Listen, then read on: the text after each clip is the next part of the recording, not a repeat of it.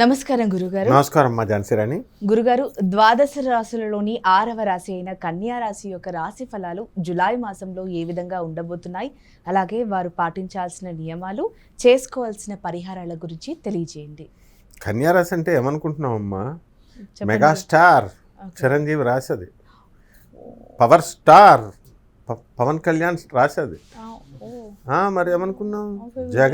జగన్మోహన్ రెడ్డిది. ఇలా మహామహులంతా ఈ కన్యారాశిలో ఉంటారు. వీళ్ళందరికీ ఏంటి తెలుసా?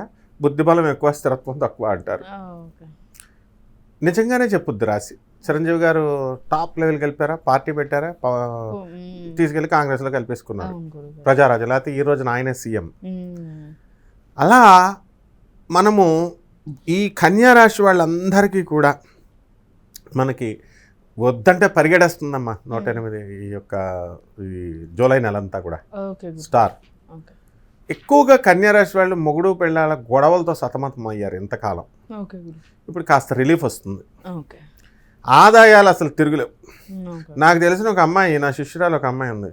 5 సంవత్సరాల నుంచే నాకు జాబ్ రావట్లేదు అంటది. అప్లై చేసిన ప్రతి చోట జాబ్ వచ్చేది.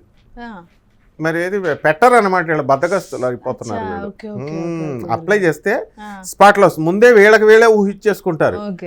అది ఓవర్ థింకింగ్, ఓవర్ అనలైటికల్ అంటారు. అంటే ఎప్పుడైనా సరే, ఇప్పుడు ఎవరైనా వచ్చారనుకో, అంతవరకు ఆలోచించాలి మనం. వీడు మనల్ని 5 సంవత్సరాల తర్వాత మోసం చేస్తాడేమో. తర్వాత ట్రైన్ ఎక్కుతామమ్మా మనం.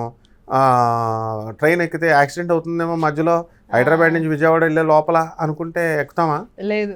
ఆ నేచర్ వీళ్ళకి ఉంటుంది. ఇది పోగొట్టుకోవాలి. ఎందుకంటే సప్తమంలో శని ఉన్నాడు. సప్తమంలో శని ఉన్నప్పుడు కళత్రపుత్ర శత్రుత్వ కారణాయ నమః అన్నారు. బయట వాళ్ళతో గొడవలు పెట్టుకుంటే తంతారు కాబట్టి ఇంట్లో భార్య పిల్లలతో ఫైటింగ్లు పెట్టుకుంటారు, వాళ్ళైతే ఏమనరని. నెక్స్ట్, శత్రువులపై ఆధిపత్యం సంపాదించేస్తారు. రోగాలు గీగాలు అన్నీ పారిపోతాయి వీళ్ళని చూసి.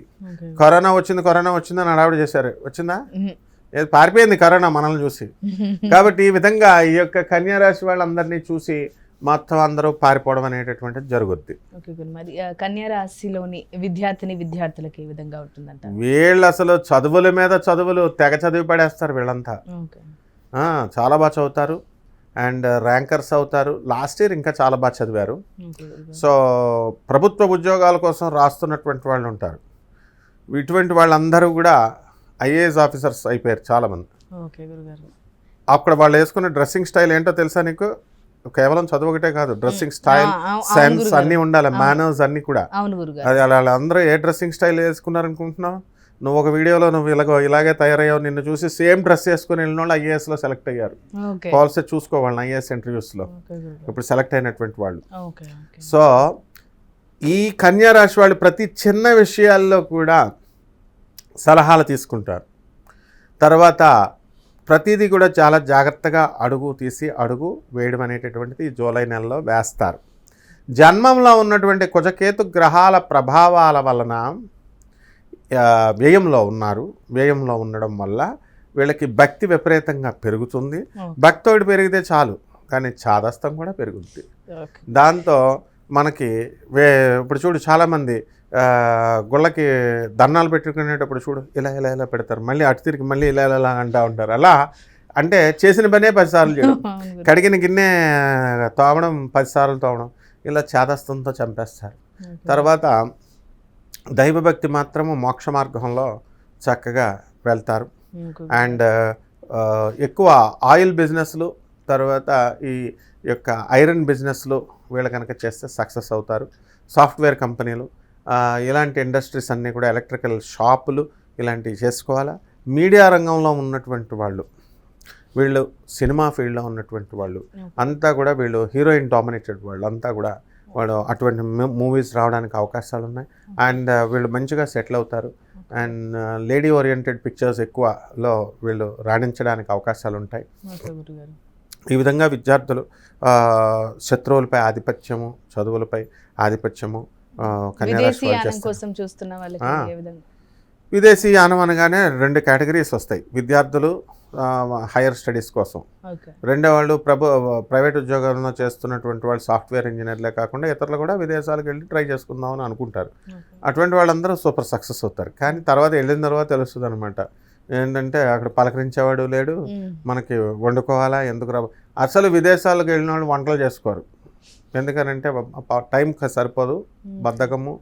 నా శిష్యురాలు ఒక అమ్మాయి లండన్లో ఉంది, ఎప్పుడు చూసినా ఏం తిన్నామంటే చపాతీయే అంటది. ఏంటి అన్నం వండుకోవా అంటే రైస్ కాస్ట్లీ అండి, ఒక్కొక్క డాలర్ ఒక్కొక్క పౌండ్ లెక్కలు తయారైపోతారు. వీళ్ళంతా ఫారెన్ వెళ్ళాలంతా పిసనార్లు అయిపోతారనమాట చాలామంది. కాబట్టి వీళ్ళు భోజనాలు చేయరు వీళ్ళు.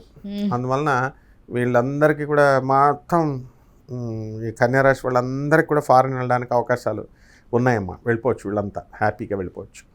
ఓకే గురుగారు, మరి కన్యా రాశిలోని అంటే భార్యాభర్తలకు మంచిగా అంటే వాళ్ళ జీవితం ఎలా ఉండబోతుందంటారు? ఎలా ఉండబోతుందంటే ఒకే ఇంట్లో ఒకే ఇంట్లో ఉంటున్నారనుకో, భార్య ఒక గది, భర్త ఒక గది.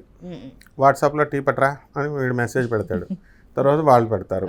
ఉత్తుత్తు విడాకులు అని విన్నావా పేరు ఎక్కడన్నా? ఉత్తుత్తు విడాకులు అంటే డైవర్స్ నిజంగానే కోర్టులో జరుగుతాయి. కానీ అక్కడ ఎలా అంటే ఒక వ్యక్తి ఉన్నాడు, నాకు తెలిసిన ఒక వ్యక్తి. వాళ్ళ ఆవిడకి ఏం చెప్పాడు, నువ్వు చిన్నప్పుడు నాకు పెళ్లి చేసినప్పుడు నువ్వు డిగ్రీ ఉందని చెప్పారు, నీకు డిగ్రీ లేదు. అమ్మాయి సూపర్ మాట్లాడుతుంది, ఇంగ్లీష్ మాట్లాడుతుంది, అన్నీ మాట్లాడుతుంది. కానీ అందుకని 20 సంవత్సరాల పిల్లే వచ్చేసింది వాళ్ళకి. అప్పుడే ఏమంటున్నారు, మనం ఉత్తుత్తు విడాకులు తీసుకుందాం అన్నాడు. నాకు కాల్ చేసి మాకు ఉత్తుత్తు విడాకులు వస్తుందా సార్ అని. ఉత్తుత్తు విడాకులు ఏంటమ్మా అన్నాను. అంటే విడాకులు తీసేసుకుందాం కానీ మళ్ళీ భార్యాభర్తలాగా కలిసి ఉందాం, బట్ నో ఫిజికల్ రిలేషన్స్. అలా ఒకే ఇంట్లో ఉందాం, నేను నిన్ను పోషిస్తానంటే ఒక్కసారి డైవర్స్ డిగ్రీ వచ్చిన తర్వాత నిన్ను వాడు ఎందుకు చూస్తాడమ్మా, సో మీ అమ్మ మీ నాన్నకి చెప్పు, మీ లాయర్లకి చెప్పు అని. పాపం ఆ పిల్ల ఇన్నోసెంట్ కొంచెం, అందుకని లాయర్ల నెంబర్లు అవి మనమే ప్రొవైడ్ చేసినా సరే పాపం ఇచ్చేసింది. మొత్తం మీద ఉత్తిత్తు డైవర్స్ వచ్చింది. ఆ ఫెసిలిటీ కూడా ఉంది సార్, ఆ ఉత్తిత్తు ఫెసిలిటీ కూడా, ఉత్తిత్తు డైవర్స్లు కూడా అవడానికి అవకాశాలు ఉన్నాయి ఇక్కడ ఈ కన్యా రాశి వారికి. సో సిన్సియర్గా ఎవరైతే ఈ యొక్క కేసుల్లో ఉన్నారో ఇటువంటి వాళ్ళందరూ కూడా కేసులు వీళ్ళ కోర్టులో అనుకూలంగా తీర్పు రావడం అనేటటువంటి జరుగుతుంది. ఓకే గురుగారు, మరి వీరు పాటించాల్సిన నియమాలు ఏంటి, అలాగే తీసుకోవాల్సిన పరిహారాల గురించి తెలియజేయండి. నియమాలు అంటున్నావు, మొత్తం 30 రోజులు కూడా వీళ్ళు భోజనం చేయకుండా ఉంటే సరిపోద్ది. అంటే ఈజీ చూస్తారు మనోళ్ళు. ఇప్పుడు ఒక ఉపవాసం అని బిల్డప్లు ఇస్తారు కదా, ఒక్క రోజు చెప్పామనుకో ఉంటారు. 5 రోజులు ఉపవాసం చేయండి కంటిన్యూస్ అంటే ఎవడన్నా ఉంటాడా? ఉండరు. దేవుడి సంగతి నీ సంగతి తర్వాత చూస్తాం అని చెప్పేసి అట్లా వీళ్ళు ఏంటంటే కన్యారాశి వాళ్ళకి శని బాగుండలేదు కాబట్టి శని జపం చేసుకోవాలా, శని స్తోత్రాలు చదువుకోవాలా, శనికి కిలోంపావు నల్ల నువ్వుల్ని, నల్లని వస్త్రాలని పేద బ్రాహ్మణులకి శనివారం నాడు ఉదయం 8 గంటలకి దానం చేసుకోవాలా. దశమహావిద్యలైనటువంటి మహాకాళి అమ్మవారి యొక్క హోమాన్ని వీరి ఇళ్లలో జరిపించుకోవడం ద్వారా, అలాగే రావి చెట్టుకు నీళ్లు పోస్తూ రావి చెట్టు చుట్టూ ప్రదక్షిణాలు చేయడం ద్వారా ఓం శనీశ్వరాయ నమః అంటూ చేయడం ద్వారా అద్భుతమైనటువంటి ఫలితాలు వస్తాయి. ఓకే గురుగారు, ఈ రాశికి సంబంధించి రాశి ఫలాలు, అలాగే వారు తీసుకోవాల్సిన నియమాలు, పాటించాల్సిన పరిహారాల గురించి చాలా చక్కగా చెప్పారు గురుగారు. ధన్యవాదాలు.